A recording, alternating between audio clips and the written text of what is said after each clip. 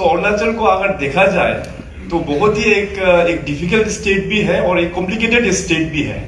सो मैंने day one से ही मैंने कहा कि इस स्टेट को अगर डेवलपमेंट के दृष्टि से लेके जाना है, इस स्टेट को सभी लोगों को एक साथ को एक्सिस्टेंस और पूरा एक हार्मोनी के साथ में आके लेके जाना है, तो केवल भारतीय जनता पार्टी का ही बस के बात है। दूसरा कोई भी पॉलिटिकल पार्टी का बस की बात नहीं है। अभी आजादी के बाद देखिए 1947 के बाद में, और जितने भी जो राज्य आज नॉर्थ ईस्ट में जो बन के अभी अपने अपने जो स्टेट जो बन चुका है, अरुणाचल पहले यूनियन टेरिटरी था 72 में, 87 में जाके स्टेटहुड मिला। सो मैक्सिमम देखा जाएगा तो उसमें केवल एक ही पार्टी ने रूल किया है पूरे नॉर्थ ईस्ट में, तो वो था कांग्रेस। कांग्रेस ने नॉर्थ ईस्ट को किस प्रकार से अप्रोच किया ये हम सब लोग जानते हैं। नॉर्थ ईस्ट में पहले बाकी पॉलिटिकल पार्टीज तो था नहीं, सभी का सभी कांग्रेस में था। तो उस वक्त में केंद्र में बैठा हुआ कांग्रेस पार्टी ने किस प्रकार से हम लोगों को ट्रीटमेंट दिया, ये हम लोगों को जानकारी है और लोगों को बताना ये जरूरी है।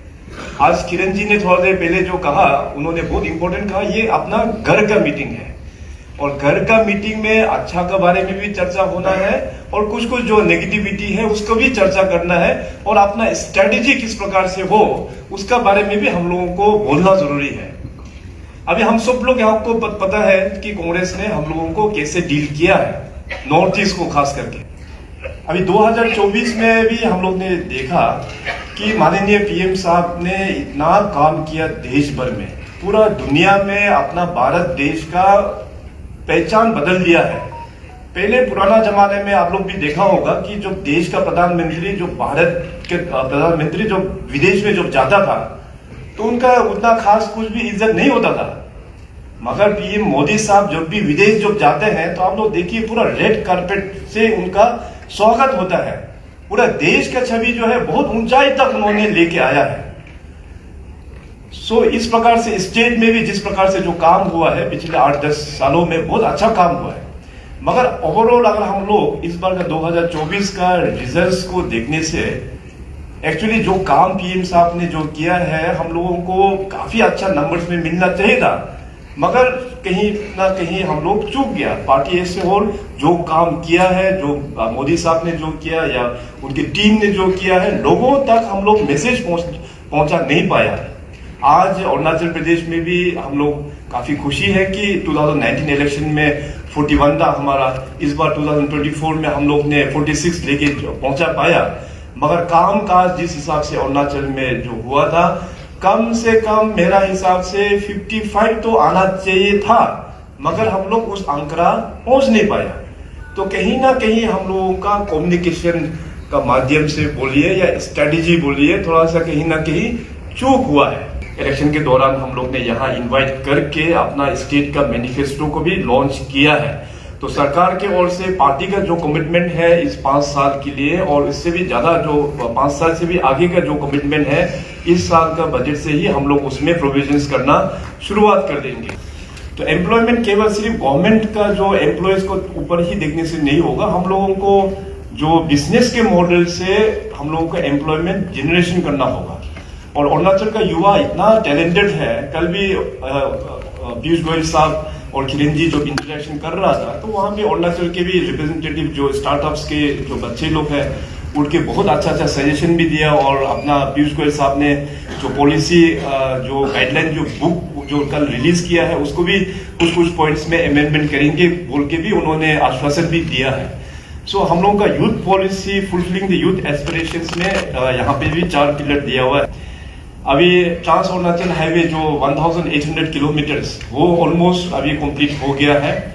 और आने वाला जो फ्यूचरिस्टिक जो प्रोजेक्ट्स है वो फ्रंटियर हाईवे में अपना नितिन गडकरी साहब का बहुत ही बड़ा योगदान है। उनके साथ में किरण, मैं, तपीर गांव जी, हम लोग कई दफा हम लोग ने दिल्ली में मीटिंग किया, डीसीएम साहब भी साथ में कई मीटिंग में साथ में था।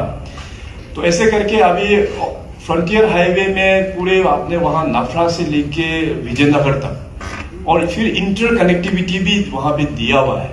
कुल मिला के 2500 किलोमीटर्स अप्रोक्सीमेटली हाईवेज नया हाईवेज अभी बनने जाएगा, इसका सैंक्शन भी पूरा हो चुका है। अभी इसका टेंडरिंग जो प्रोसेस है वो वेरियस स्टेजेस में है। इसका NIT अभी जल्दी फिर फ्लोट हो जाएगा और इसके बाद रास्ता बनना वो शुरुआत हो जाएगा। एक बार ये फ्रंटियर हाईवे बनने के बाद आप देखिए कि कम्युनिकेशन जो होता है सबसे इम्पोर्टेंट होता है। आज यहाँ पे होलोंगी में हम लोग ने एयरपोर्ट बन जाने का बाद में देखिए कि यहाँ पे डेवलपमेंट अपने आप ऑटोमेटिक आगे बढ़ रहा है। हाईवे अच्छे होने के बाद यहाँ पे देखिए कि आज मार्केट में देखो कि सब ब्रांड्स, जितने भी जो ब्रांड्स है अपना नेशनल इंटरनेशनल, जितने भी जो प्रोडक्ट्स का जो ब्रांड है वो सब यहाँ पे पहुंच गया है। इसलिए हमारा जो अरुणाचल का फ्यूचर इकोनॉमी है, frontier highway will play a very important role in upscaling the income generation of the people of Arunachal Pradesh. और ये केवल, जैसे किरण जी ने कहा है, केवल बीजेपी और माननीय प्रधानमंत्री जी के लीडरशिप पर ही ये सक्सेसफुल हो पाएगा।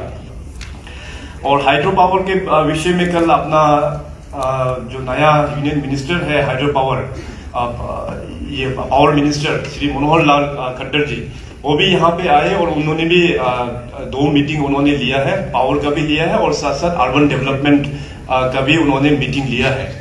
तो पावर के डिस्ट्रिक्ट में पूरे देश भर में हाइड्रो पावर में हम लोगों का पास में सबसे ज्यादा पोटेंशियल अपना स्टेट में है। अभी जितने भी जो बड़ा बड़ा नदी जो बह के जा रहा है, मैं तो पैसा बहते हुए उसको देख रहा हूँ, क्योंकि हम लोग उसको टेक कर नहीं पा रहा है। एनवायरमेंट हम लोग के लिए टॉप प्रायोरिटी है, क्योंकि हम लोग ट्राइबल है, सदियों से हम लोग एनवायरमेंट का साथ में मिलकर बैठते हैं। It is our top priority, इसमें नो कंफ्यूजन एट ऑल। मगर टेक्नोलॉजी आजकल बहुत आगे बढ़ चुका है। हमारा जो फॉरेस्ट डिपार्टमेंट जो है, फॉरेस्ट डिपार्टमेंट तो बहुत ही स्ट्रिक्ट है। जितने भी भारत सरकार के ऑनरेबल मिनिस्टर्स लोग भी परेशान हैं कि फॉरेस्ट डिपार्टमेंट इतना स्ट्रिंजेंट मतलब ताकत से बैठता है कि एक पेड़ गिराओ तो आपको उस एक पेड़ के जगह में कॉम्पेंसेटरी एफोरेस्टेशन में बहुत सारा पेड़ लगाने देगा। तो ऑलरेडी फॉरेस्ट डिपार्टमेंट का इतना स्ट्रिंजेंट लॉ है। तो धीरे धीरे अभी टेक्नोलॉजी, जैसे मैंने कहा कि आजकल हाइड्रो पावर में टेक्नोलॉजी बहुत एडवांस हो गया, तो हम लोग ने तय किया कि स्टेट का जितने भी जो पुराना MOUs था जो प्राइवेट पार्टीज को दिया था, वो लोग जमीन में काम कर नहीं पा रहा था, तो इसलिए प्राइवेट को पूरा कैंसिल करके हम लोग ने निर्णय लेके भारत सरकार के PSUs को हम लोग ने काम दिया हुआ है। NHPC, NIPCO, SJVN, इसका बाद ये टेहरी वाला, तो ये सब PSUs को लेके हम लोग ने MOU करके करीबन 13 प्रोजेक्ट्स, 13 मेगा प्रोजेक्ट्स, जिसमें से करीबन 13,000 मेगावाट का अभी यहाँ पे बनने जा रहा है। उसका भी कल यहाँ पे रिव्यू मीटिंग हुआ है। अभी बहुत ही जल्दी, hopefully by next year, Piyush Goyal साहब जो मेंशन कर रहा था, हम लोगों का लोअर सुबनसिरी प्रोजेक्ट, देश का सबसे बड़ा प्रोजेक्ट 2000 मेगावाट, वो बन के तैयार हो जाएगा। इसके बाद अपना स्टेट का भी इनकम जनरेशन होगा, आसाम को भी बेनिफिट मिलेगा और केंद्र सरकार को भी बेनिफिट मिलेगा। उसका भी रिकॉर्ड हम लोग ही तोड़ना पड़े। अभी हाइड्रो पावर सेक्टर में अरुणाचल ही स्टेट एकलौता स्टेट है जो अपना रिकॉर्ड हम लोग खुद ही तोड़ना होगा। 2000 मेगावाट का रिकॉर्ड हम लोग तोड़ेंगे दिबांग प्रोजेक्ट से।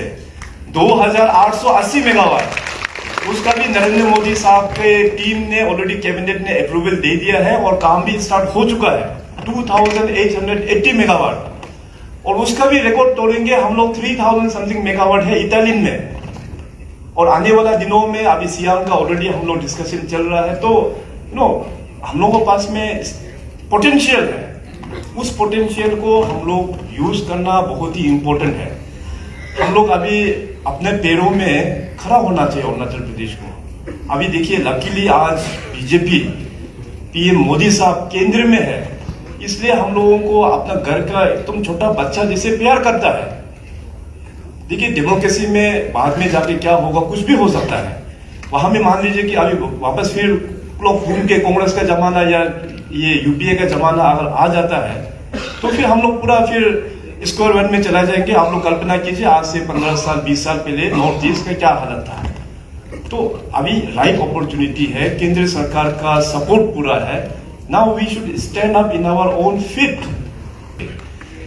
अभी आने वाला दिनों में जो नेक्स्ट इशू है अरुणाचल में, आप सब लोग जानते हैं, ये हो गया चकमा हजोंग का इशू। इसको भी देखिए, अभी 1960 से ही अभी ये मतलब काफी समय हो गया।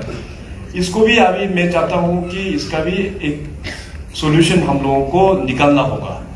मैं केवल जस्ट आप लोगों को इन्फॉर्मेशन के लिए बोल रहा हूँ, अंदर का क्या स्ट्रेटेजी है, किस प्रकार से आगे बढ़ रहा है, ये अभी थोड़ा बहुत उतना मेच्योर नहीं हुआ है, आज मैं उतना डिस्क्लोज भी नहीं करूंगा, मगर पार्टी की तरफ से, सरकार की ओर से ये पूरा कोशिश रहेगा कि ये 5 साल में भी चकमा का जो इश्यूज है उसको भी हम लोग रिजॉल्व करेंगे। इसका बाद अरुणाचल में नेक्स्ट इश्यू उतना नहीं बचता है, उसके बाद हम लोग पीसफुली फिर अपना डेवलपमेंट को अच्छे से फोकस करके हम लोग आगे बढ़ा पाएंगे।